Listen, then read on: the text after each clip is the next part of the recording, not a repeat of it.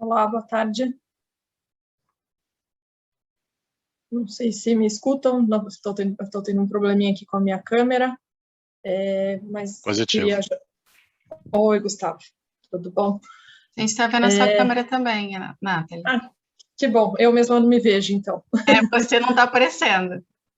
Sem problemas. Bom, pessoal, eu não sei se a gente aguarda mais uns minutinhos o pessoal entrar, mas eu estou aqui sob pedido do Leonardo Werneck, que pediu para que eu fizesse a abertura do evento hoje. Ele, infelizmente, teve alguns problemas pessoais, alguns problemas de trabalho, que ele ficou preso em uma reunião, então pediu que eu fizesse aqui uma introdução sobre essa capacitação. A ideia dessa capacitação, basicamente, surgiu da iniciativa do Grupo de Trabalho de Finanças Verdes, onde eu faço parte da coordenação, junto com o Rodrigo Porto, do BID, da iniciativa de títulos verdes. Então, a gente, durante realmente as discussões do Lab, a gente pensou em fazer uma série de webinars trazendo um pouquinho do tema de mercado, um pouquinho sobre realmente instrumentos rotulados, e aí surgiu a ideia realmente dessa parceria com a Alagreen, de fazer essa capacitação nessa semana do World Investor Week, onde a gente vai ter, então, 2 sessões, hoje e na quinta-feira, no horário das 7 às 18, das 17 às 18, para comentar um pouquinho sobre as emissões de títulos temáticos, né, trazendo um pouquinho do foco de como fazer essas emissões, alguns temas que aí têm percorrido as discussões desses grupos focados em sustentabilidade. E hoje, para a gente iniciar nossa sessão de capacitação, eu tenho o prazer aí de anunciar o Gustavo Pimentel como nosso palestrante. O Gustavo é diretor executivo da Citaui aí desde 2013. A Citaui, como muitos devem conhecer, lidera, né, a prática aí de pesquisa e consultoria de temas de finanças sustentáveis na América Latina. Então, acho que a gente está super em boas mãos aí com a palavra do Gustavo e trazendo um pouquinho desse entendimento da emissão de títulos temáticos para a gente hoje. Gustavo, passo para você. Fiquem à vontade, então. Obrigada. Obrigado, Nathalie. Boa tarde, boa noite a todos e todas. Prazer estar aqui na World Investor Week mais um ano. O tema de hoje, né, foi pedido aí, obrigado também pelo convite do pessoal da Alagreen, do grupo do Lab de Finanças Verdes, uma capacitação em títulos temáticos. A gente vai falar mais especificamente dos títulos temáticos baseados em uso de recursos, né? Na quinta-feira às 17 nós temos uma outra sessão onde daremos aí um mergulho nos títulos temáticos, nos títulos e empréstimos temáticos baseados em desempenho ESG ou atrelados a metas ESG, tá? Então já faço esse disclaimer agora aqui no início. E, enfim, lembra a todos que a gente está aqui na sessão do Zoom, então o chat está aberto e também, principalmente o botão de Q&A, né, de Questions and Answers. Então, a qualquer momento, sintam-se à vontade para colocar as perguntas aí no chat ou no Q&A, que na medida do possível eu vou pegando aqui, já endereçando ao longo da apresentação, ou deixo para o final para a gente conversar um pouquinho mais. Bom, obrigado, Nathalie, já pela apresentação da Citaui, um pouquinho do nosso institucional. A Citaui hoje, em finanças sustentáveis ESG, tem a maior prática aí do Brasil e da América Latina, em termos de número de projetos, profissionais atuantes. A gente é bastante conhecido pela questão dos títulos temáticos, mas eu digo que isso é a nossa ponta do iceberg, né? É algo entre mais ou menos na faixa de 15% aqui das nossas operações são relacionadas a títulos temáticos, e os outros 85% são outros tipos de projetos aí dentro de finanças sustentáveis ESG. Então, a parte de baixo do iceberg é bem menos visível, mas também tem bastante coisa acontecendo. Especificamente em títulos temáticos ou instrumentos sustentáveis de crédito, como a gente também chama, a Citaui vem atuando no tema desde 2014, fizemos o primeiro evento sobre títulos temáticos no Brasil. A gente já teve participação em mais de 150 operações de emissão de alguma operação temática ou rotulada, seja com avaliação externa ou com apoio no desenvolvimento de frameworks. A gente também atua como verificador acreditado da CBI e temos aí diversas outras iniciativas ao longo dos últimos 7 anos que nós contribuímos aí para o disseminação de conhecimento, capacitação dos atores de mercado, elaboração de guias e diretrizes, e até a nossa sugestão de uma taxonomia inicial para o Brasil, que é a publicação Não Perca Esse Bond. Bom, acabaram os meus 30 segundos aqui de comercial do YouTube, então vamos entrar aqui no conteúdo, né?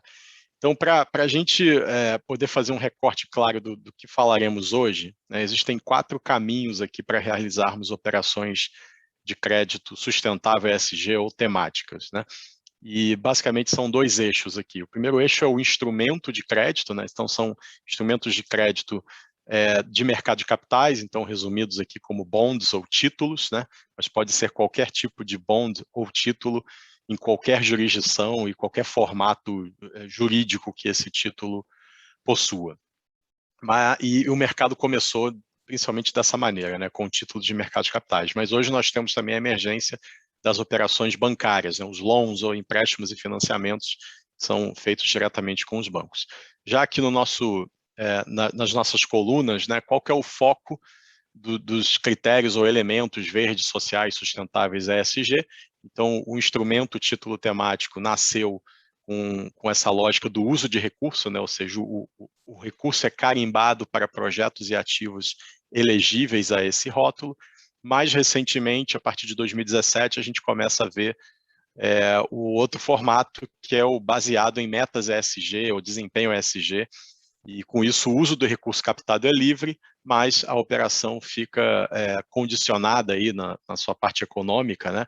O spread da operação, garantias, precificação, diretamente relacionada ao cumprimento de metas ESG do emissor ou do tomador de crédito. Então, considerando esses 2 eixos, a gente tem 4 grandes grupos aqui de operações possíveis. Hoje a gente vai focar na coluna da esquerda, né? Projetos relacionados ao uso de recursos. Como estamos hoje no mundo, a gente tem tido aí um crescimento bastante expressivo das operações, foram 700 bi de dólares em 2020 globalmente, 2021 deve chegar em 1 tri de dólares, a gente já está nesse momento perto de 800 bi, né? Estamos no início de outubro, então bem provável que a gente atinja aí o sonhado 1 trilhão de dólares, que alguns atores de mercado vêm colocando, que seria um número importante, né, de ser atingido aí para gerar massa crítica. Mas o que vocês podem reparar aqui no gráfico, né, que os green bonds, né, ou seja, o tema título mercado de capitais com tema verde, uso de recursos, obviamente foi o primeiro instrumento aí a nascer, e ele é uma parte considerável do mercado, mas principalmente a partir de 2019 ele deixa de ser o tema predominante, né? Ele começa a compartilhar com as outras possibilidades aqui de rótulo, seja social, sustentável ou com os instrumentos baseados em desempenho, né? Hoje, em 2020, 2021, o tema verde especificamente já é menos da metade desse mercado. Então, bem interessante notar como que isso tem evoluído, né? Olhando especificamente em uso de recursos, né? Nós temos aqui um uso de recursos bastante diversificado, né, no nível global, e o que a gente pode reparar é que se lá em 2014, né, o uso de recursos para energia renovável era um tema muito predominante, né, com 50% ou mais aí do volume emitido transacionado, hoje energia renovável está ali na casa dos 30% e outros temas afloraram, né? O segundo tema que sempre foi muito forte globalmente é o tema de edificações verdes, né, buildings, continua bastante relevante. Mas é interessante ver aí o crescimento de alguns temas em alguns setores que não eram tão fortes no início.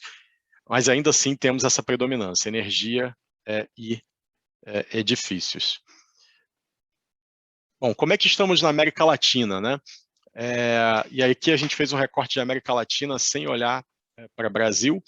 Na América Latina, os principais mercados são Chile e México.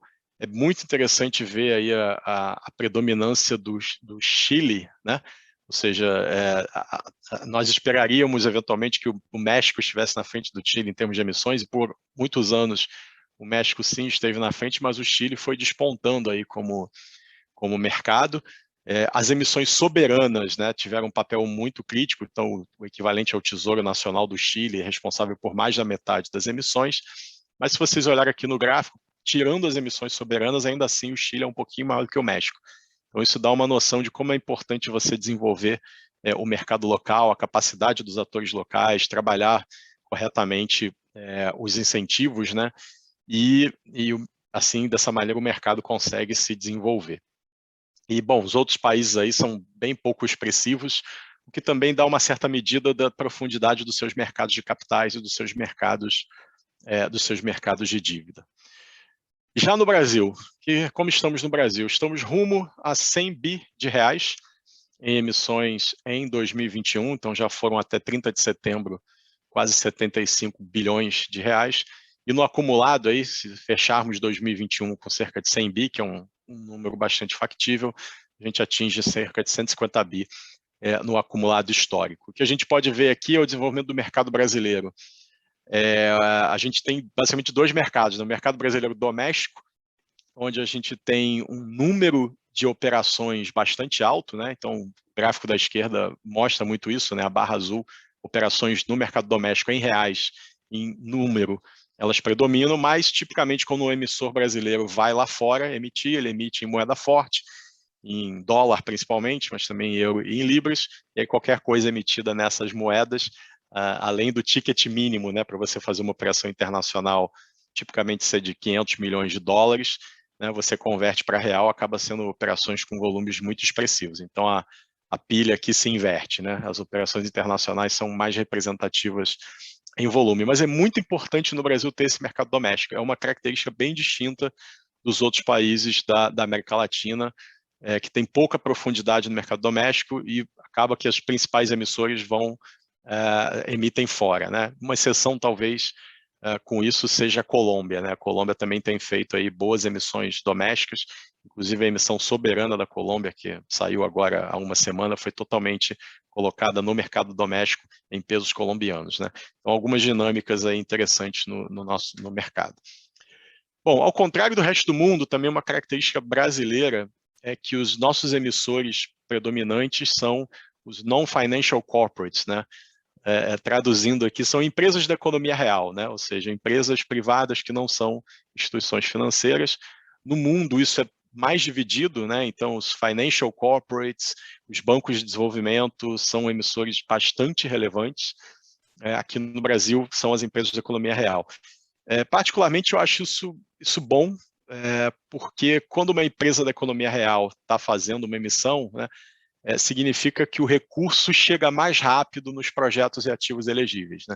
Quando uma emissão acontece através de uma instituição financeira, um banco de desenvolvimento, isso vai para uma carteira, o recurso depois vai ser emprestado, né, pela atividade bancária aí dessas instituições, então ele, em tese, demora mais para chegar no seu destino. Por outro lado, uma característica interessante de emissões de financial corporates, né, ou bancos de desenvolvimento, é que os recursos dessas emissões tipicamente chegam em empresas da economia real de porte menor, né, que não teriam acesso direto ao mercado de capitais, mas se financiam no mercado bancário. Então, a gente tem aqui benefícios, né, de cada um dos tipos de emissores.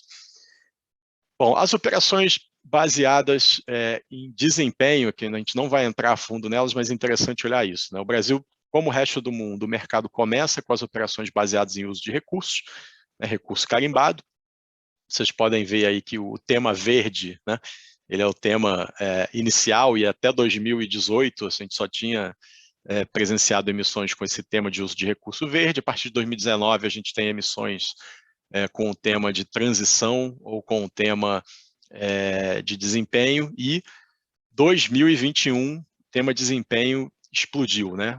Operações atreladas a metas. A gente compreende isso como um mercado que surgiu em 2017, a gente vai explorar um pouco mais isso na sessão de quinta, né? As operações baseadas em desempenho, como elas são livres em termos de uso de recursos, qualquer empresa de qualquer setor pode emitir, né? É elegível. Então, elas são um pouco talvez mais fáceis, né, de serem absorvidas aí pelo mercado. Mas é interessante ver essa dinâmica. Aqui na Citauri a gente acredita que o nosso mercado deve continuar mais ou menos com essa proporção, né? Ou seja, as operações baseadas em desempenho sendo mais da metade do mercado ESG total. Bom, então como é que nós estamos aqui especificamente com relação aos usos de recursos, né? Os setores de energia setor financeiro e papel e celulose dominam em termos de volumes, o que vocês podem ver aqui nos dois gráficos de cima, né? E aqui é interessante ver, né, que o mercado brasileiro ele nasce com basicamente dois setores, né, que é o próprio setor de energia e o setor de papel e celulose. Por alguns anos, muito concentradas as emissões nesses setores, e só mais recentemente a gente teve emissões mais significativas do setor financeiro, né? Mas é importante também ver que a gente está conseguindo diversificar em termos do setor que emite, né? A gente já tem aí quase 6% no setor agropecuário, alimentos e bebidas com quase 8%, bioenergia, que já tem 8,5%, né? Então a gente separou o setor de bioenergia do setor de energia elétrica, né, para poder também dar um pouco mais de granularidade aos dados, né? Mas a gente vê um crescimento bastante interessante. A gente acha também que o setor de saneamento e resíduos, com o novo marco e o pipeline de projetos, é certamente um setor que deve ganhar em share aqui do mercado brasileiro. Já se a gente olha o uso de recurso efetivo daquela emissão, a história é ligeiramente diferente, né? A gente ainda tem essa predominância de florestas, né? Ou seja, muita coisa que é emitida em papel e celulose acaba sendo canalizado para manejo florestal sustentável. Nós temos outro tema que aparece mais aqui, ou seja, bioenergia, né? Então, se o setor de bioenergia representou 8,5% do volume, como setor, o uso dos recursos em bioenergia significou mais de 12%. Por quê? Porque tem outros setores que também podem fazer bioenergia. Por exemplo, biogás em aterro, né? Então, o uso de recursos para projetos de biogás em aterro a gente classifica aqui como bioenergia. E se tivesse uma classificação setorial da empresa, a gente acabaria colocando em saneamento e resíduos. Então, essa é um pouco a diferença.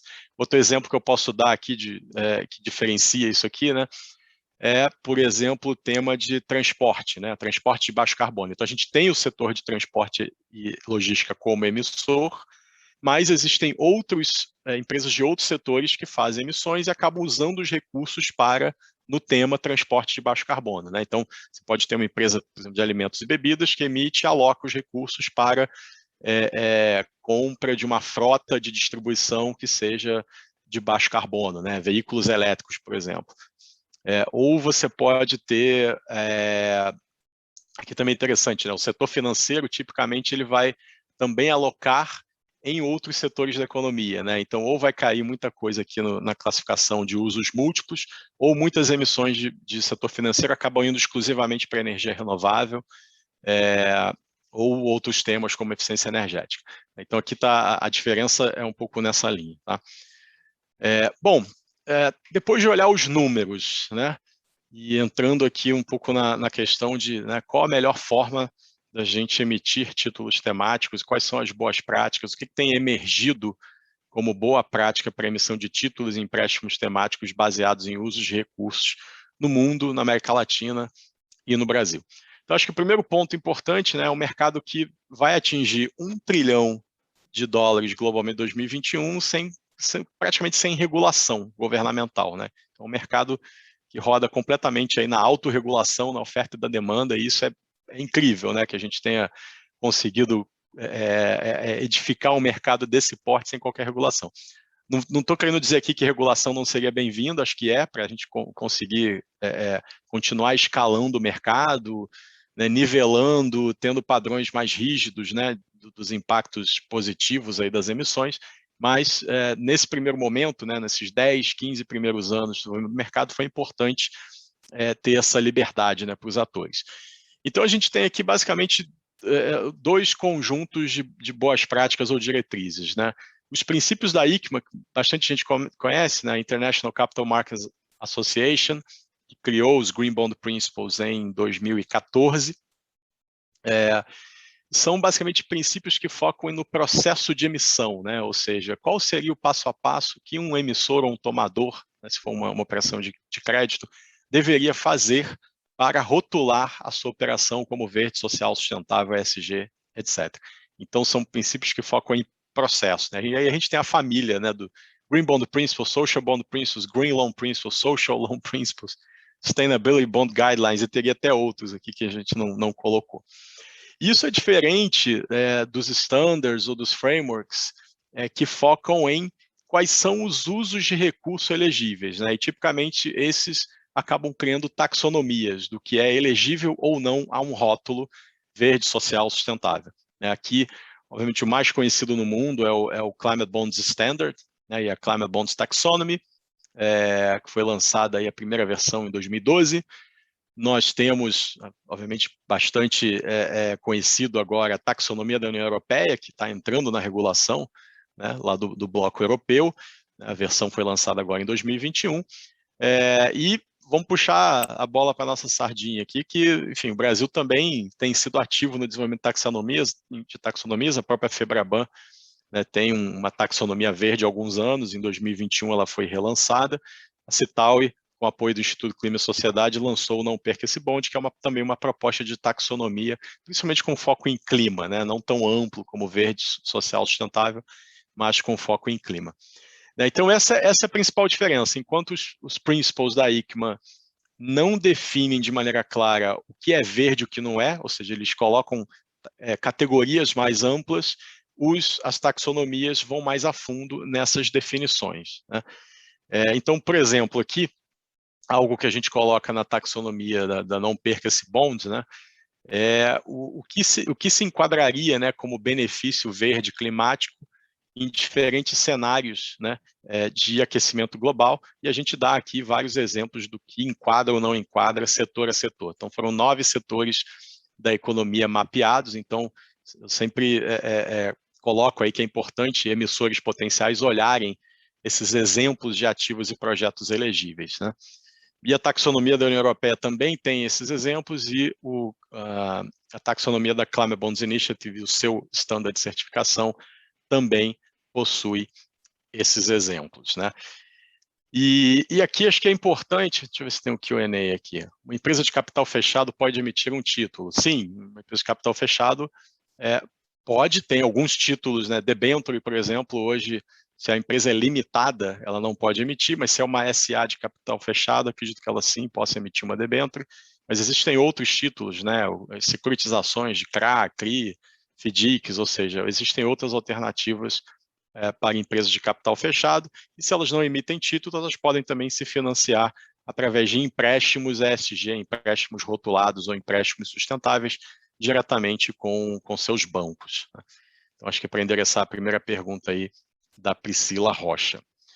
Bom, então aqui o que a gente precisa fazer, né, para ter uma emissão, uma operação de crédito sustentável, de título temático que seja efetivamente robusta. E aqui é um pouco do que é o nosso trabalho aqui no dia a dia da Citaui e da nossa prática de avaliação externa, ou segunda opinião, né? As coisas que a gente olha que estão dentro dos princípios, mas a gente precisa aterrissar e criar uma régua de avaliação clara, né?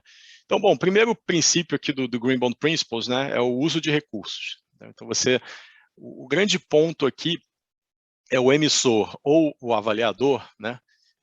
E, na melhor dos casos, os dois, né? O emissor fazendo isso, redigindo um framework, né, de para onde os recursos captados serão alocados. E aí o avaliador avaliando esse framework desse potencial emissor, né? Então, o primeiro ponto importante aqui é definir as categorias de usos elegíveis, né?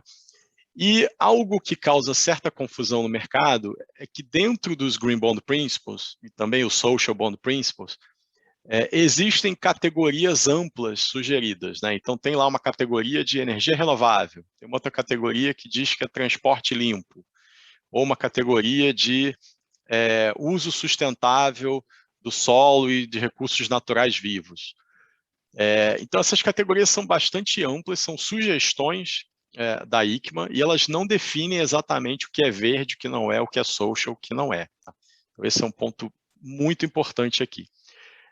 Então, quem tem que definir, né, esses detalhes é justamente o emissor, e o avaliador, o provedor da segunda opinião, precisa dizer se aquilo efetivamente, esse uso elegível, ele tem uma adicionalidade, né? Ou seja, ele tem um impacto socioambiental positivo suficientemente robusto para justificar esse rótulo verde ou social na operação. Então, esse é o papel aqui do avaliador. E aí, algumas coisas que a gente tem, né, na configuração desses usos elegíveis são, tipo, às vezes, indicadores ou métricas mínimas, né, que a emissão deveria atingir. Então, um exemplo aqui claro, né, energia solar. Então, energia solar tipicamente vai ser um uso elegível e não tem muito o que discutir sobre a energia solar, porque, por definição, ela é uma fonte de baixo carbono, é um tipo de projeto que tem outros impactos socioambientais eventualmente adversos baixos, né, ou quase nada, e, enfim, qualquer projeto solar tipicamente vai entregar sem muita dificuldade esses benefícios. Então, é mais fácil enquadrar um projeto solar. Agora, quando a gente fala de uma categoria, né, de um uso elegível de eficiência energética, por exemplo, investimentos em eficiência energética, aí a gente precisa qualificar, né? E é essa qualificação que é um ponto que é mais difícil de fazer e acaba gerando potenciais discordâncias dentro do mercado, né? Ou seja, determinados frameworks ou critérios ou taxonomias podem considerar que um determinado índice de eficiência energética seja suficiente e meritório para um rótulo verde. Outros frameworks ou outros avaliadores podem entender que o índice de eficiência precisaria ser maior. Então, vamos dar um exemplo aqui. Uma operação, um uso potencial que gera uma eficiência energética de 40%, né, em algum processo produtivo, algum uso, e se a gente fizer uma conta aqui de uma regra de 3, né, esses 40% de eficiência possivelmente estariam reduzindo em 40% as emissões de gases de efeito de estufa dessa operação, desse projeto, desse ativo. O 40% parece ser, né, um ganho relevante, né? Se fosse apenas 5%, né, será que seria suficientemente meritório do mesmo rótulo? Então, esse é justamente o papel das taxonomias e dos standards que buscam olhar caso a caso, setor a setor, uso de recursos, qual é a barra mínima, né? E quando essa barra mínima não existe ou não está clara, esse papel fica com o avaliador externo ou o provedor de segunda opinião. Então, em dezenas de operações, por exemplo, que a Citaui participou, das 150, a gente teve que opinar, né, por exemplo, sobre algum indicador de eficiência energética, se ele era suficiente para garantir esse rótulo, tá? Então, esse é algo que é super importante os potenciais emissores aí trabalharem. E, por sorte, já existem vários frameworks e standards sendo desenvolvidos, né? E, obviamente, aqui a gente, de novo, está discutindo qual que é a adicionalidade. Então, mais eficiência energética é melhor do que menos, né? Uma maior redução de emissões de gases de efeito de estufa é melhor do que menos, mas onde traçar a barra do que é o mínimo necessário para uma emissão, isso ainda continua, às vezes, um pouco em disputa. Um outro elemento que a gente vai avaliar, ou deve avaliar, para ter essa discussão de adicionalidade, é se a gente está falando que esse uso de recursos vai para investimentos de capital, né, o CAPEX, ou vai para despesas operacionais, né, o custos operacionais, o famoso OPEX, né? Então, tipicamente, a gente tem a tese, né, de que CAPEX, ou seja, investimentos em capital, né, expansão da estrutura produtiva, novos projetos, possuem uma adicionalidade ambiental e social maior, né, em tese aqui, com despesas operacionais de projetos ou ativos existentes, tá? Então, tipicamente, a gente vai querer ver usos para CAPEX.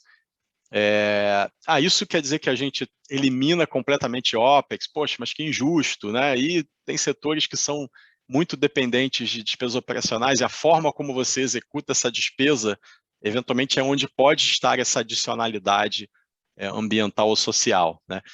Então, em alguns desses casos, sim, a gente pode entender que existe adicionalidade em OPEX e a gente vai avaliar caso a caso e vai colocar aí se é suficientemente meritório. E vou dar um exemplo aqui, né? Quando a gente está no setor de infraestrutura, tipicamente setores de infraestrutura são intensivos em CAPEX, e uma vez que os projetos estão de pé com esse CAPEX, as despesas operacionais acabam sendo bem menores e não tem muito, assim, ceteris paribus, existe um ganho relativamente menor da forma como você executa essa despesa operacional para você ter um ganho ambiental e social. Já para alguns outros setores, por exemplo, em setores da indústria, eventualmente varejo ou agronegócio, são setores menos intensivos em CAPEX e, na verdade, muito intensivos em OPEX, né, em custos operacionais. Então, todo ano, no agronegócio, todo ano, ou quase todo ano, você tem que plantar, colher, comprar insumos, né? Então, nesses casos, onde o OPEX é grande parte do modelo de negócios, aí a gente tende a aceitar mais o OPEX como parte do uso de recursos, tá, gente? Então, é um ponto importante aí para levar em consideração. Existe uma regra definitiva, pode X% de CAPEX versus OPEX? Não tem uma regra. Alguns standards até colocam, né, indicativos, mas a gente trabalha aí operando muito no caso a caso. Um outro elemento aqui da adicionalidade, né, é se a gente está falando de projetos e ativos novos, né, que vão trazer, ou seja, vão nos empurrar mais na direção de uma economia de baixo carbono inclusiva, ou se estamos falando do refinanciamento de projetos antigos ou projetos já operacionais. Então, do ponto de vista da adicionalidade, sempre que a gente está fazendo gastos futuros, ou seja, o financiamento de novo CAPEX, ou eventualmente até o financiamento capital de giro para novo OPEX, você tem uma adicionalidade ambiental e social maior do que quando você está fazendo um refinanciamento, ou seja, trocando uma dívida por outra, ou quando você está reembolsando o equity, o capital próprio que o emissor colocou, adiantou naquele empreendimento ou naquela operação, né? Então, a gente vai considerar dessa maneira. Não quer dizer que a gente não vai permitir reembolso ou refinanciamento, sim, é permitido. Aí, setor a setor, né? Tipicamente, setores mais intensivos em CAPEX, mais intensivos em capital, é muito comum que esses setores coloquem projetos de pé, né, no primeiro momento com capital próprio, aí depois vai ter algum tipo de empréstimo ponte, ou bridge loan, ou uma estrutura financeira de curto prazo, e aí só quando o projeto entrou em operação, ou quase entrando em operação, e venceu determinados riscos de performance, é que esse emissor vai estruturar a dívida de longo prazo do projeto, que aí eventualmente vai virar um título emitido no mercado de capitais com prazo longo, né? Então, assim, é muito comum no mercado de títulos temáticos que a gente tenha operações de refinanciamento ou de reembolso, principalmente em setores intensivos em capital, intensivos em CAPEX. E aí, acho que o grande ponto para a gente medir adicionalidade é a retroatividade, ou seja, o quanto para trás você pode olhar em termos de refinanciar ou reembolsar esses projetos e ativos elegíveis, né? E aqui a gente tem algumas regrinhas de bolso, né, boas práticas. Então, essa retroatividade significa que você pode, por exemplo, refinanciar ou fazer um reembolso de algum gasto que você teve 12 meses antes da emissão, ou até 24 meses antes da emissão. Então, se a gente retroage até 24 meses, tipicamente a gente ainda vai entender que existe uma boa ou razoável adicionalidade naquilo, né? Ou seja, muitas vezes vai ser, né, o empreendedor, a empresa tomou um risco de colocar o projeto de pé ou colocar o capital de giro e ele precisa se reembolsar ou refinanciar isso. Para setores onde, de novo, que são intensivos em capital e os projetos possuem um ciclo de vida longo, é possível retroagir um pouco mais do que 24 meses. Então, vamos supor aqui que tem um projeto de uma grande obra de infraestrutura que, por definição, vai demorar 4, 5 anos para ficar pronta, né? Então, assim, quando o emissor vai estruturar o financiamento de longo prazo, eventualmente no 4º, 5º ano depois que a obra iniciou, ele tem várias despesas que estão lá 3, 4 anos atrás. Então, a gente entende que é meritório desse refinanciamento ou desse reembolso quando é um ativo que tem um período de construção longo, né, ou seja, uma obra longa, e também quando ele tem um ciclo de vida longo, né? Então, um ativo de infraestrutura às vezes vai durar 20 anos, 30 anos, 40 anos, né? Então, nesses casos, faz mais sentido aceitar uma retroatividade maior. O que a gente dificilmente vai aceitar aqui, a maioria dos standards não aceita, é um uso de recursos para pagar por um ativo que está trocando de mãos, né? Então, vamos supor aqui que né, existe sei lá, um parque eólico já rodando, já em operação, né? E aí uma empresa vai comprar esse parque, a empresa B vai comprar o parque eólico da empresa A, e para isso a empresa B vai emitir um título que quer, né, rotular como verde. Mas o parque já está pronto, a empresa A já construiu, já o financiou. Então, nesses casos, é mais difícil que a gente enquadre nessa tese de adicionalidade, né, quando você tem esse gasto com simplesmente uma troca de mãos do ativo. E o outro caso que também dificilmente a gente consegue enquadrar são gastos com relicitação de ativos ou outorgas, né, também para ativos que estão eventualmente trocando de mão, né? Então, agora a gente teve vários casos aí no Brasil, né, ativos de infraestrutura cujos períodos de concessão, né, expiraram e houve um novo leilão e um novo operador adquiriu esse ativo e deveria pagar uma outorga ao poder concedente, né? Então, a gente entende que esse pagamento da outorga não é algo, né, pagar a outorga não significa que você está melhorando o ativo, ampliando o ativo, nada disso. O que a gente pode sim considerar nesses processos é se esse operador vai ter um CAPEX, né, um custo de capital, para melhorar esse ativo, e essa melhoria gera benefícios ambientais e sociais ainda mais expressivos. Aí esse tipo de CAPEX a gente pode considerar, né? Ou seja, é um upgrade do ativo existente. Mas a parte da outorga em si é bem difícil de enquadrar. Tá? Bom, então esses são os elementos que a gente olha aqui para definir a adicionalidade do uso de recursos. Tá? Temos mais uma pergunta aqui, deixa eu ver se está... Ah, não, acho que é a mesma... O caso aqui é a mesma pergunta. Bom, se vocês tiverem perguntas, a gente está esperando aqui no Q&A, tá? Bom, vamos aqui para o segundo princípio, né, que é o processo de avaliação e seleção de projetos. Então, o que nós olhamos aqui? Né? O que é importante olhar? O grande ponto aqui vai variar dependendo de quais foram os usos elegíveis, né?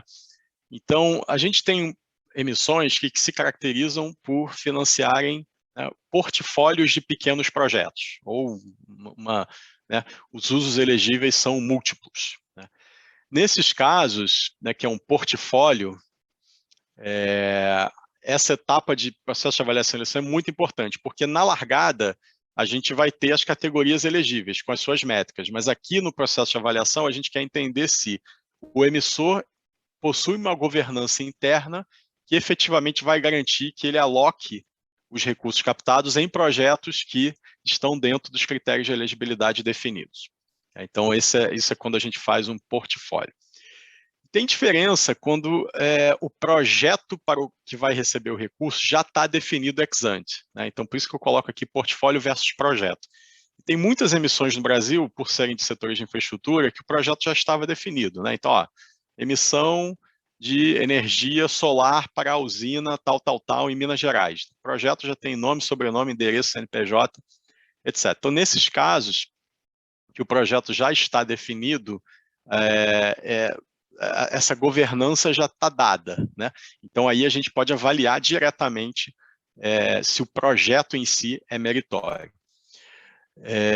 Bom, o segundo elemento aqui que a gente compara, né, se a gente está fazendo se essa emissão baseada em uso de recursos, ela vai para projeto ou portfólio de projetos, ou eventualmente vai para empresas que a gente poderia considerar pure plays, né, ou seja, que são empresas intrinsecamente verdes. Né?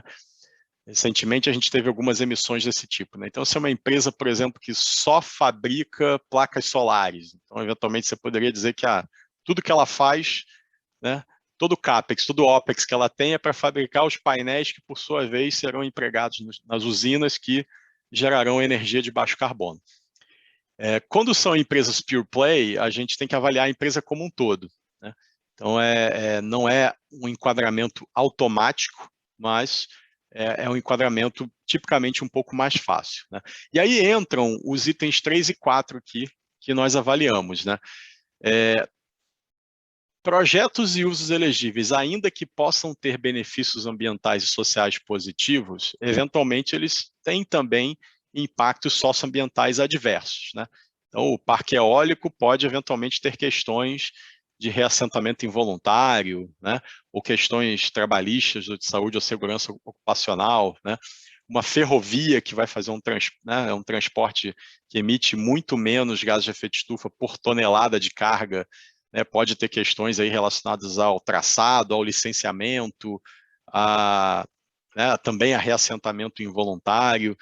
Então, todo projeto ou uso elegível que possa ter eventuais impactos adversos, a gente vai olhar com lupa, né, e entender se, pelas características de projeto ou a capacidade de gestão do operador do projeto, esses riscos estariam suficientemente mitigados, né, e não impactariam o rótulo verde da operação. E por último, a gente vai olhar também se existem outros riscos ou impactos ASG corporativos em outras partes da operação da empresa. E aqui vou dar um exemplo que tem sido bastante recorrente aqui com a gente, né? Principalmente no setor do agro ou bioenergia, né? A questão de desmatamento é um tema importante, né? Então, em alguns casos, a gente viu operações em que pese o uso de recursos ser verde, ter essa adicionalidade, a gente identificou que a mesma empresa eventualmente estava desmatando, né, áreas de vegetação nativa, tipicamente não associadas ao projeto do uso de recursos, mas estava desmatando. E esse desmatamento, ainda que legal, é um desmatamento que causa, né, danos à biodiversidade, emissões de gases de efeito de estufa, etc. Então, num contexto em que você emite, né, tem uma operação com uso de recursos verdes, ao mesmo tempo você ter, numa outra parte do seu negócio, algo que tem um impacto negativo muito adverso, isso para a gente é algo que pode ser um deal breaker, né, que possa fazer com que você perca essa possibilidade. A maioria dos casos a gente traz isso para o emissor e tenta construir um compromisso dele mitigar esses outros impactos negativos. Se o emissor consegue ter esse compromisso e realmente se colocar isso nas características da emissão, pode ser que ainda assim passe, a gente vai monitorar esse compromisso, né?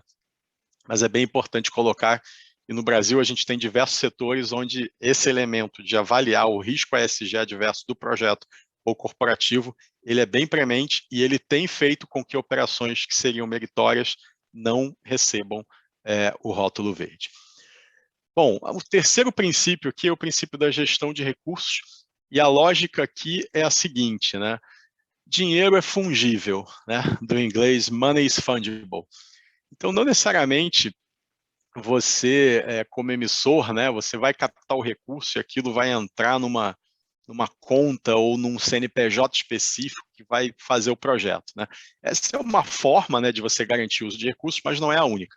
Então, o que a gente quer ver aqui na gestão de recursos é se o emissor consegue demonstrar que existe um fluxo de recursos indo para os projetos elegíveis que minimamente do valor do recurso captado ou maior do que os recursos captados, né? O emissor pode fazer isso com uma segregação de caixa, uma segregação em sistemas contábeis ou, eventualmente, apenas com demonstrativos gerenciais, né? Então, no fim das contas, você tem uma emissão numa holding, né? Uma holding diversificada que opera vários negócios, né? E essa holding colocou alguns usos verdes. Eu consigo ver que os projetos verdes aconteceram, né? Foram colocados de pé, eventualmente através das DFPs, dos demonstrativos financeiros, né? A gente viu que aquele investimento ocorreu, a gente faz um match gerencial, né, entre os recursos.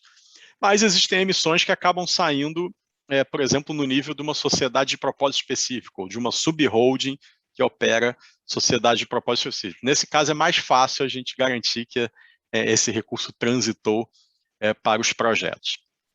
Outro elemento que a gente vai olhar aqui é o que o emissor está fazendo com os recursos ainda não alocados nos projetos. Então, quando você faz uma emissão, obviamente você pode ter reembolso ou refinanciamento.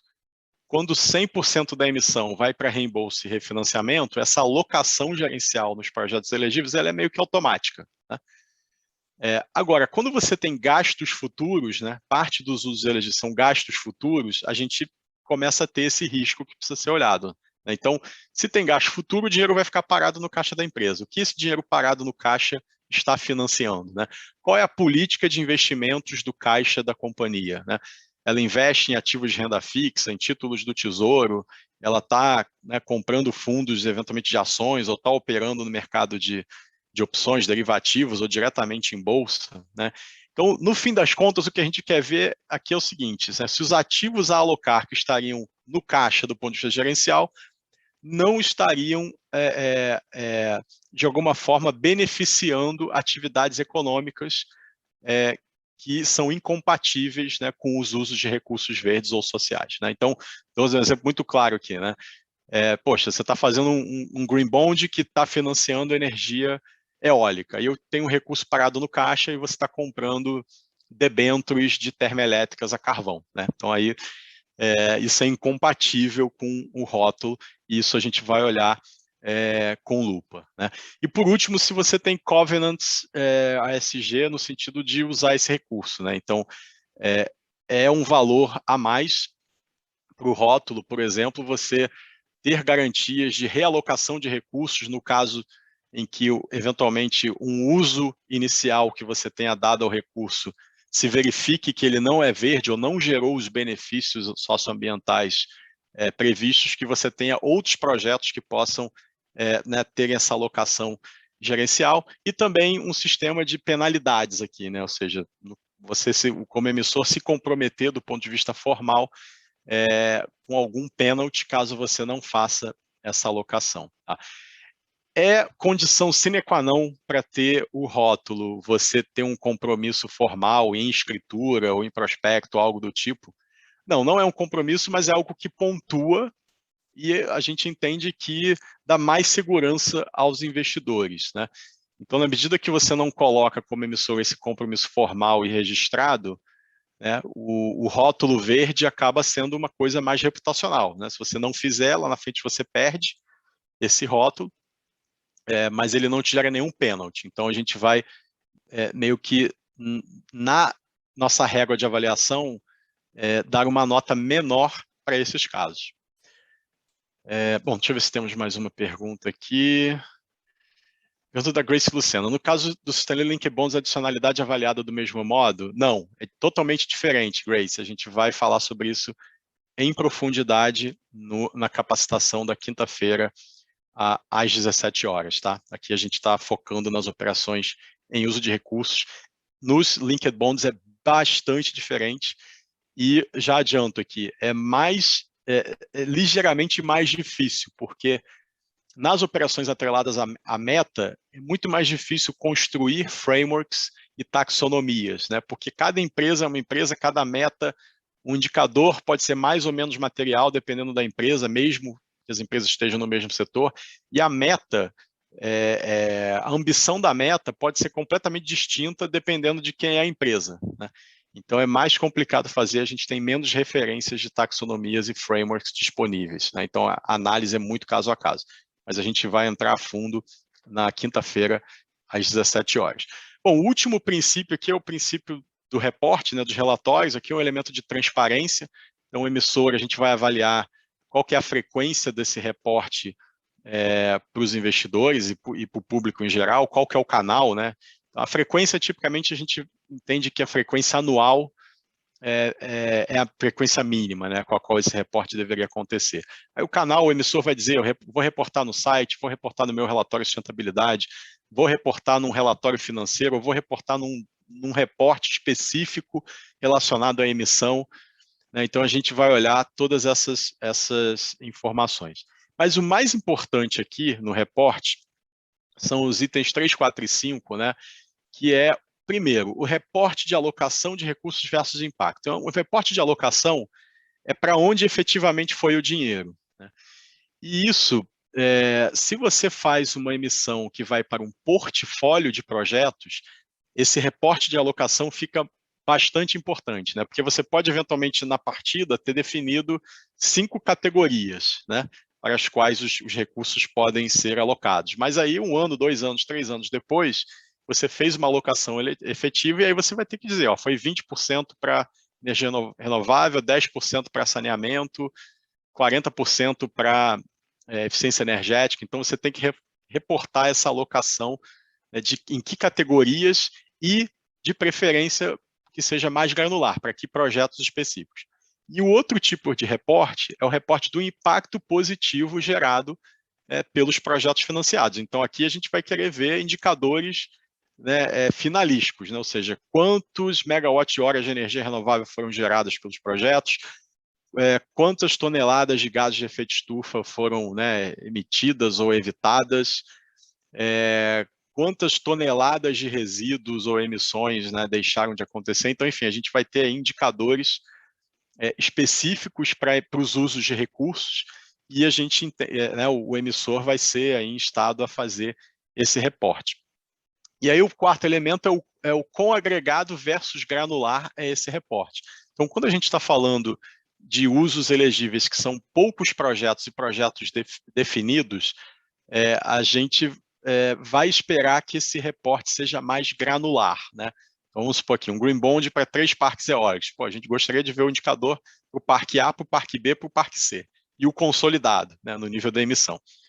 Já se a gente tem um portfólio de projetos, né, que é bastante amplo e pulverizado, aí a gente, enfim, entende que dá para ser um pouco mais flexível e permitir reportes mais agregados, né? Então, eventualmente, o emissor vai dizer, olha, eu aloquei 30% aqui dos recursos da emissão em usos relacionados a financiamento de micro e pequenas empresas liderados por mulheres, né, que é um uso elegível dentro da categoria social.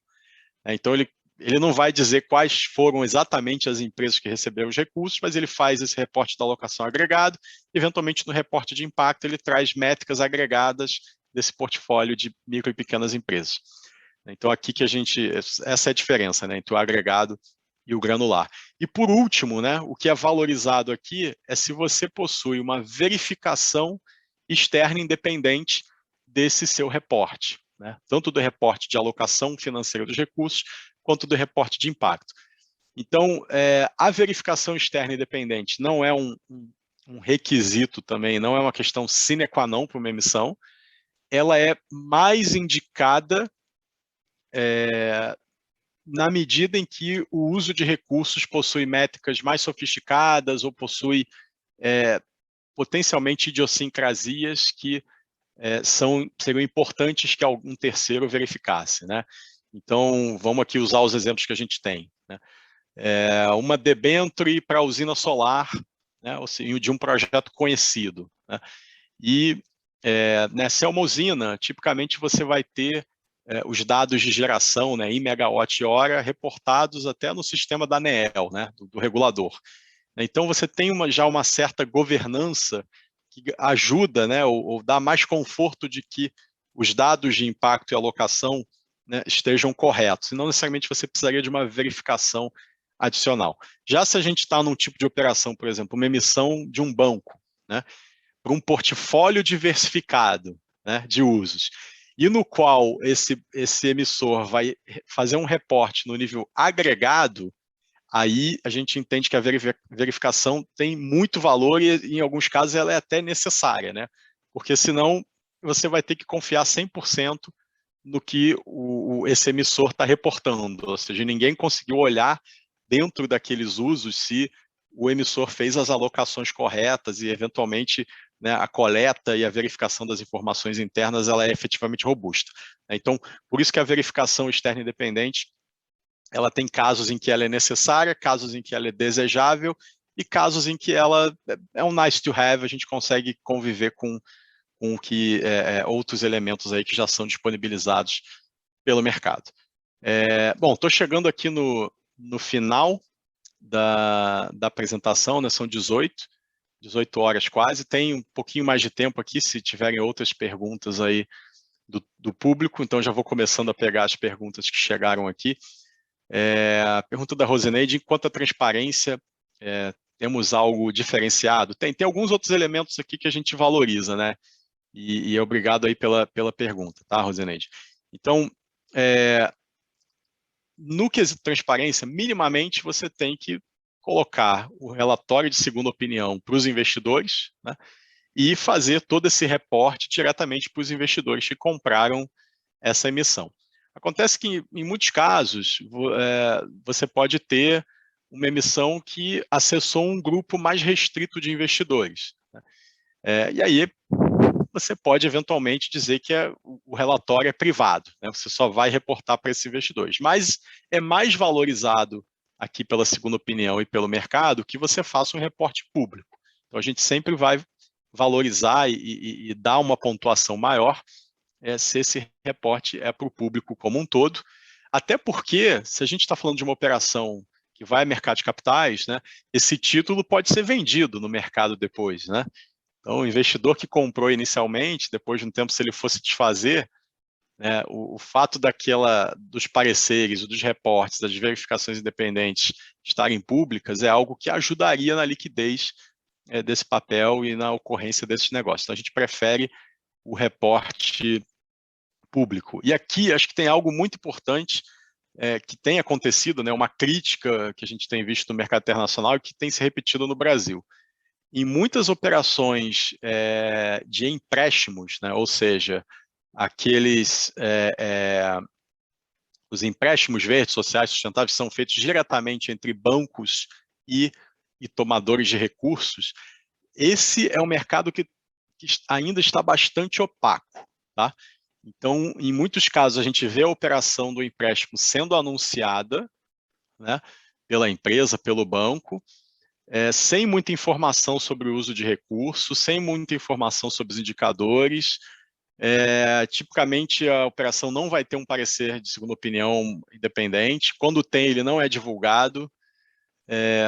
Então, isso é bastante preocupante, né, porque acaba gerando dois níveis no mercado. As operações de mercado de capitais são públicas e podem receber um escrutínio dos stakeholders e do público, e as operações de empréstimos que ficam ali, né, o tomador e o banco dizendo, nossa, fizemos uma operação verde, mas não podemos mostrar nada, né? Então a gente chama aqui na Citaui que é as operações em que, né, se cacareja sem mostrar o ovo. A gente tem reservas com isso, tá? A gente acha que não é bom para o desenvolvimento do mercado. A gente entende que, enfim, existe aí operação privada, bilateral, entre banco e tomador, né? Às vezes tem informações estratégicas, mas se você quer participar de um mercado onde você está se colocando, se posicionando como alguém que está beneficiando, né, o planeta, a sociedade, você precisa mostrar como, né? Então não adianta simplesmente dizer que a operação foi verde. A gente tem visto uma movimentação, né, dentro aí dos bancos para darem mais transparência sobre essas operações bancárias, bilaterais e tudo mais, e acho que isso é bastante importante para o mercado. Pergunta da Denise Seabra, os 4 caminhos são excludentes? Ou há possibilidade de adição de uso de recursos e utilização de firma? Não, os 4 caminhos não são excludentes, você pode ter emissões que, enfim, tem vários usos elegíveis em termos da categoria ou setor, pode fazer CAPEX, que também faz OPEX, vai fazer gasto futuro, mas também faz um pouco de reembolso ou refinanciamento, né? Então você pode fazer um grande combinado aqui de todos esses elementos, tá?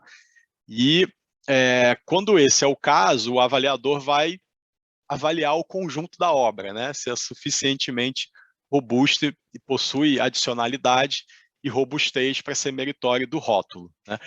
Então, dando alguns exemplos aqui, né? Se é uma operação, por exemplo, que já tem bastante CAPEX, e esse CAPEX é relevante, mas vai ter um pouco de OPEX também, olha, acho que no conjunto da obra, se o OPEX é minoria, a gente eventualmente pode entender que esse OPEX é necessário para poder operar o ativo e tal, então, eventualmente pode ser meritório, né?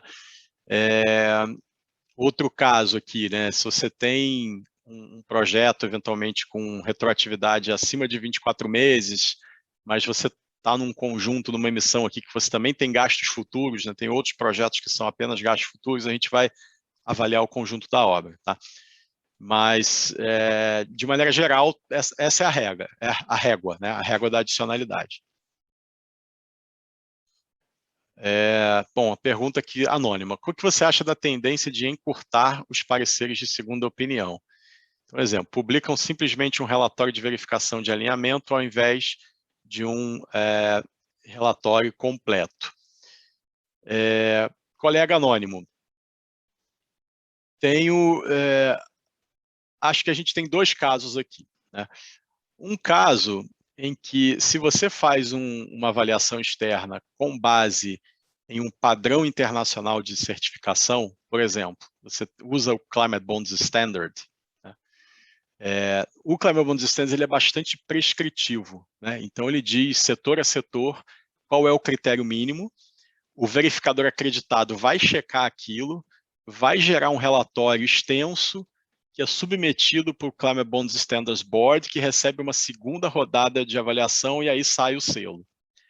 Nesses casos, né, onde você tem um padrão de verificação com uma governança né, que olha vários players olhando e com critérios claros, né, ou seja, eu acho ok ter um relatório curto, né? Ou seja, sai o relatório dizendo, olha, o verificador olhou e cumpre com todos os standards do critério de agricultura e do Climate Bonds. Então, o mercado pode olhar o standard de agricultura e olhar, poxa, está cumprindo com isso tudo aqui, é elegível, né?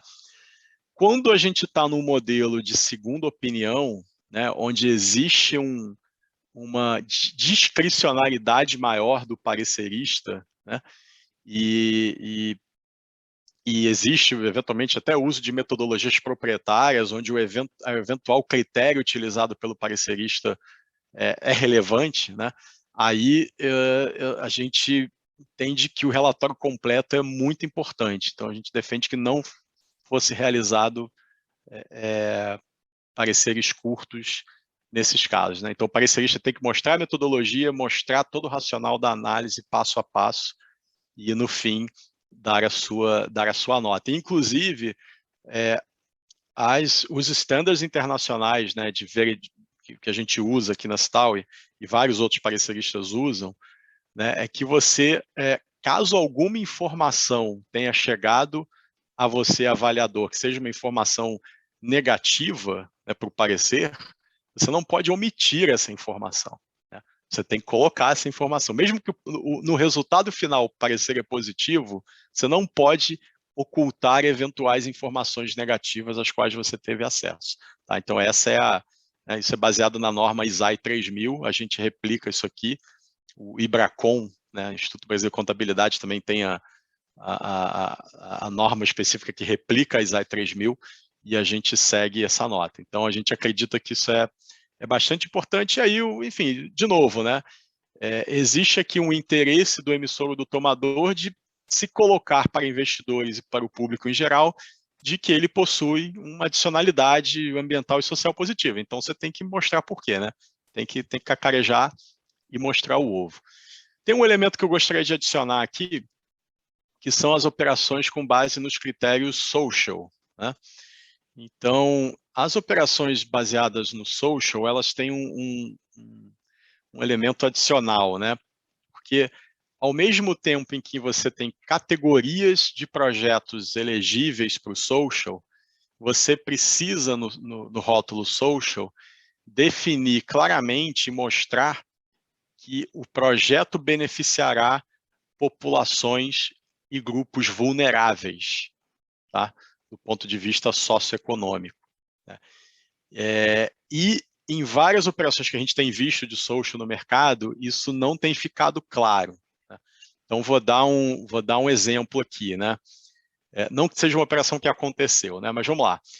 No social, você tem uma categoria de acesso a serviços básicos, né? E aí, saúde poderia ser entendido como um serviço básico, né? Educação também. Então, vamos supor que a gente tem uma operação que busca o rótulo social, que é uma operação, sei lá, construção de um novo hospital, né? E aí ela se enquadra aí na categoria de social, né? O serviço de saúde hospital é um serviço básico, né? Agora, se esse hospital que vai atender, é um hospital privado que vai atender prioritariamente a população de alta renda, né, ou seja, um hospital ali numa grande capital onde, né, os eventuais clientes, pacientes possam chegar de helicóptero, né, pousarem nos seus helipontos e serem atendidos, como é que você justifica, né, que o equipamento está atendendo uma população vulnerável? Então, esse é um elemento importante. Já se é um hospital, é um hospital que vai atender pacientes SUS, né, que, por sua vez, tendem a ser pacientes de renda menor, sem acesso a planos de saúde, etc. Ou é um equipamento de saúde que está sendo colocado em uma localidade onde não existe esse serviço e, eventualmente, é uma cidade de porte médio ou pequeno no interior, onde, no momento atual, as pessoas que precisam de determinados serviços de saúde precisam se deslocar para as capitais para receberem os atendimentos. E o deslocamento, né, demora horas, eventualmente a pessoa precisa perder um dia de trabalho. Né, então, nesse caso, a gente eventualmente consegue demonstrar que a gente atende uma população vulnerável. Tá? Então, isso é super importante. As operações social, algumas não têm especificado essas populações vulneráveis. Estou chegando aqui no chat, porque eu vi que algumas pessoas não conseguiram acessar o Q&A. E tem aqui algumas perguntas. Bom, pergunta aqui da Daniela. Você pode falar dos critérios usualmente verificados da governança ASG das companhias emissoras, sem ser o uso de recursos específicos, né? Então, como você verifica, por exemplo, a questão de desmatamento ou outros impactos ambientais adversos? Existe uma due diligence? Obrigado pela pergunta, Daniela. Sempre que a gente vai olhar risco ASG em projetos ou riscos ASG corporativos, acho que o primeiro elemento é entender se existe materialidade ou exposição a esses riscos, né? Então, de novo, eu estou sempre usando alguns casos extremos. A gente vai fazer uma usina solar numa região, né, urbana ou periurbana, já bastante antropizada, no qual o licenciamento ambiental funciona bem, né? Então, nesses casos, tipicamente, a gente vai entender que eventuais riscos são menores e, eventualmente, a gente vai fazer uma checagem que pode ser documental, por desk research, através de entrevistas ou verificação do licenciamento ou coisas do tipo.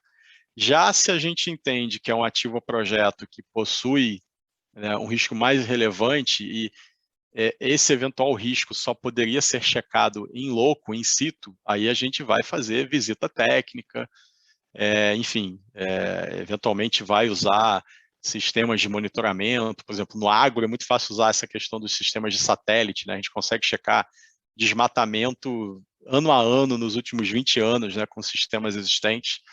Então, pode ser que a due diligence seja feita de maneira remota, mas ainda assim ela seja suficientemente robusta para nos dar conforto de que não existe esse eventual impacto negativo adverso.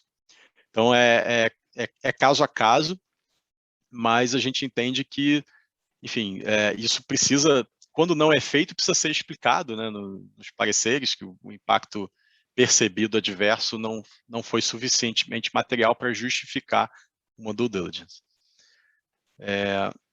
Existe alguma dificuldade, pergunta do Fernando Souza, né? Alguma dificuldade em apresentação aos investidores internacionais das jabuticabas ou particularidades brasileiras no agro, como CPR verde ou Código Florestal frente aos critérios da CBI?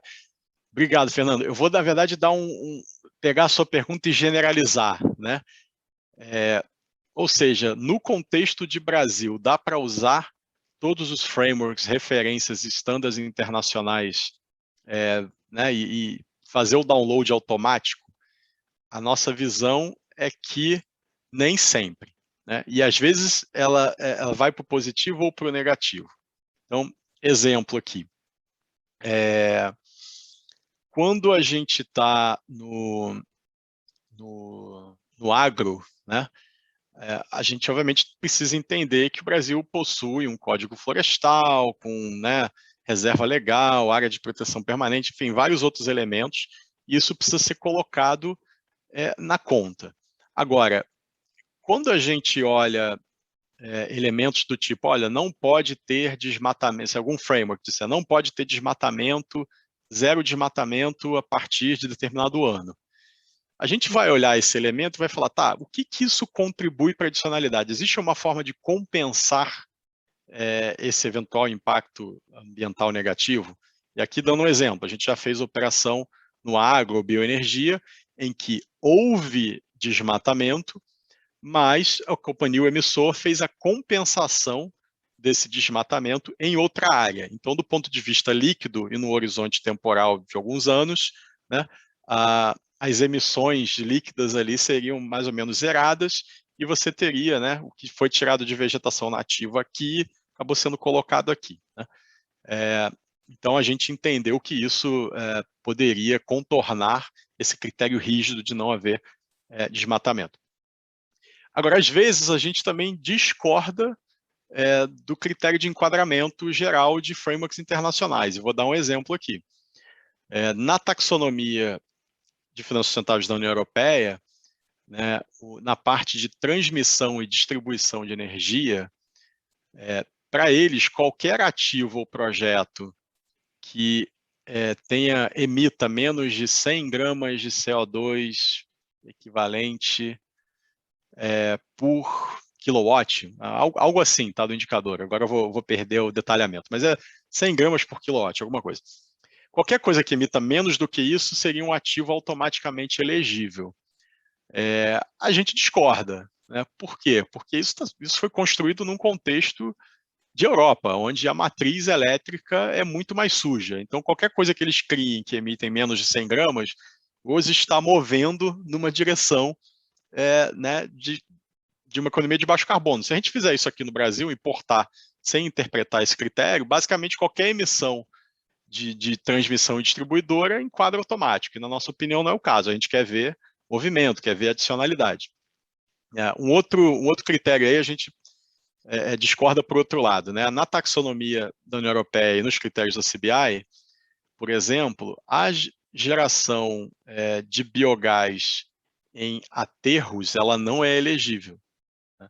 Ela só é elegível nessas taxonomias se os aterros já foram fechados.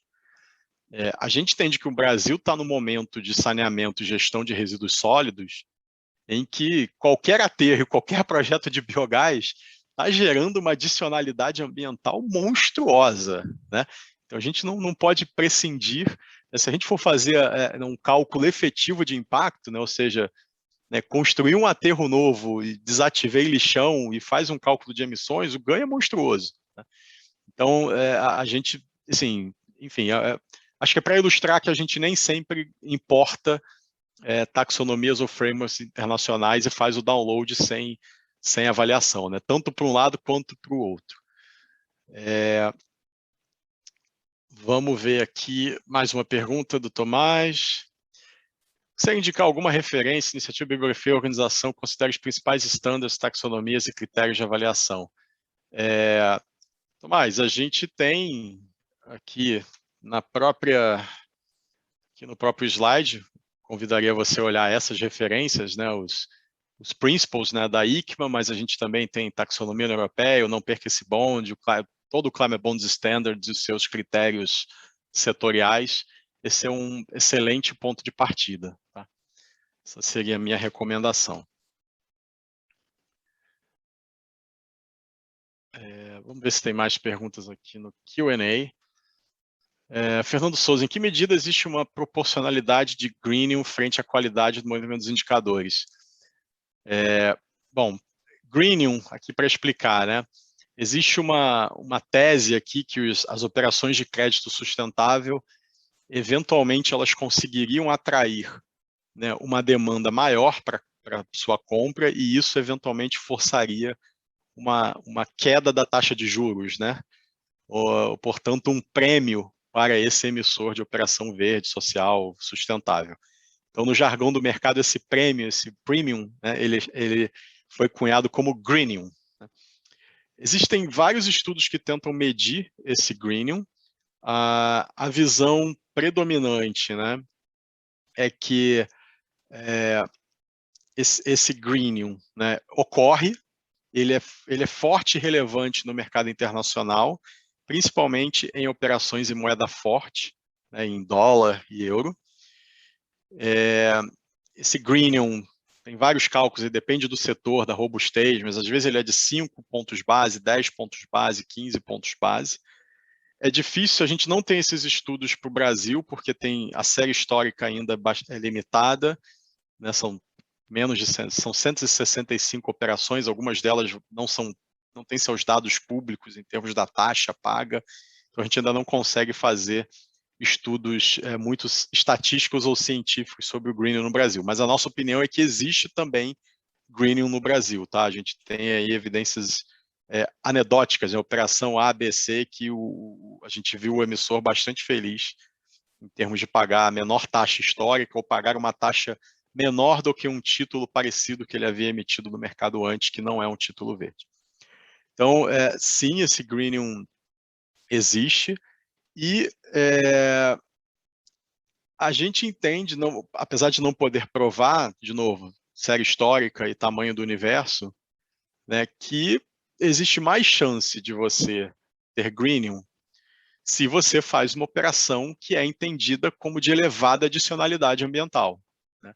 E essa adicionalidade tem a ver com os usos elegíveis, se é gasto futuro, CAPEX, o nível de reporte de impacto, etc. Ou seja, quanto mais robusta for a operação, mais você tende a atrair investidores e, eventualmente, até aqueles investidores que são especializados ou têm mandato de comprar ativos às vezes e, portanto, colocariam uma demanda maior e preços melhores. Então, sim, em tese isso deveria estar acontecendo, não conseguimos provar ainda estatisticamente, tá, Fernando? Agora, vou até usar o contraponto disso, né? A gente teve várias operações no mercado brasileiro, inclusive desde 2015, algumas que os próprios emissores falaram que não identificaram greening, né? Ou não houve demanda adicional, ou que quem comprou a operação teriam sido os mesmos investidores que já compravam os papéis da companhia. Mas o que a gente percebe é que algumas dessas operações foram justamente assim, não tão bem estruturadas do ponto de vista da adicionalidade, né? Ou, por outro lado, o emissor pode ter feito um bom trabalho de estruturação, mas aí na distribuição dos papéis buscou os mesmos investidores que ele já buscava. Então, se você quer obter greening, quer ter demanda, quer ter acesso a novos bolsos, você tem tanto o elemento de estruturação da parte socioambiental, mas você precisa ajustar o seu processo de venda e distribuição dos títulos, né? Não adianta ir nos mesmos investidores de sempre, né? Então, isso aí é algo que a gente viu acontecer no mercado brasileiro, portanto, pode ser que explique a ausência de greening em algumas operações, mas a gente, por outro lado, vê os bancos coordenadores, os emissores, cada vez mais estruturados para fazer uma boa distribuição, uma distribuição que efetivamente atraia esses investidores ESG. Deixa eu ver se tem mais perguntas aqui.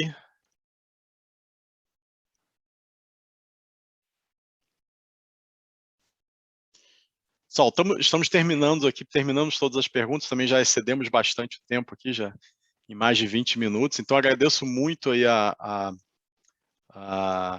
enfim, vocês terem acompanhado, fica aqui os meus contatos, o site da Cital tem várias publicações, eu coloquei aqui também o link do nosso banco de dados público, né? Deixa eu ver se está no link aqui. Bom, aqui na base desse slide, né, bit.ly/base dados-títulos verdes, no site da Cital, em algum lugar ali também dá para chegar nesse banco de dados de operações. E nesse banco de dados a gente tem todas as emissões brasileiras. Para emissões latino-americanas, a gente tem usado bastante a base de dados do GBTP, né, do Green Bonds Transparency Initiative, que é uma plataforma de reporte, né, dos emissores de títulos verdes. A gente também convida vocês a darem uma olhada na fonte aí do GBTP, ou greenbondstransparency.com. E, enfim, lembrar que a gente vai ter na quinta-feira, às 17 horas, mais uma sessão aqui no contexto do World Investor Week, do Lab, com o apoio da Lagreen, e a gente vai mergulhar a fundo nos títulos baseados em desempenho. Como eu disse anteriormente aí para uma das pessoas que assistiram, tem muita especificidade nesse mercado de desempenho, e a gente vai assim, investir um bom tempo explorando, né, essas especificidades, por que esse mercado está crescendo tanto, mas também os riscos, né? Ou seja, como é que a gente garante a integridade e a efetiva adicionalidade para a sociedade e para o planeta das operações baseadas em desempenho. Então é isso, muito obrigado ao Leb e a todos que estiveram com a gente até agora. Eu devolvo aí para o pessoal da organização. Obrigada, Gustavo. Obrigada por ter respondido aí todas as perguntas, todas as dúvidas de todo mundo. Como você mesmo colocou, então a gente aguarda todos na continuidade aí da sessão na quinta-feira. Obrigada, pessoal. Boa tarde.